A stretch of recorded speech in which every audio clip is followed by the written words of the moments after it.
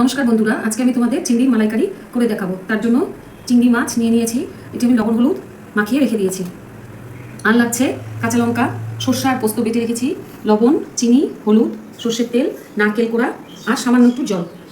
প্রথমে আমরা চিংড়ি মাছটাতে সর্ষের তেল দিয়ে দেবো, নারকেল কোড়াটাও দিয়ে দেবো,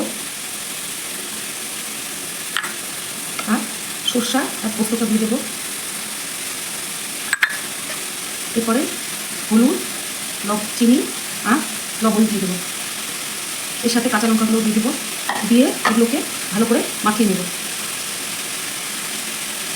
আছে, এবারে হাত ধুয়ে সামান্য একটু জল দেবো।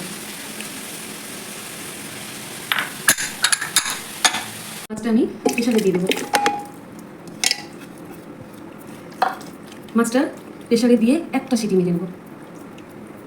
প্রেশারে সিটি পড়লে পরে এবারে এর ভিতরে যে জলটা আছে এই জলটা আমরা শুকিয়ে দেবো। দেখো অনেকটা জলই শুকিয়ে গেছে। এবার মাছগুলো আমি উঠিয়ে নেব যাতে মাছগুলো ভেঙে না যায়।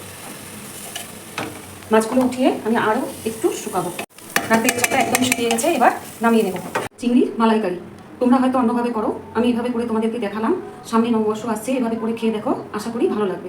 ভালো লাগলে লাইক কমেন্ট করে চ্যানেলটি সাবস্ক্রাইব করে দিও।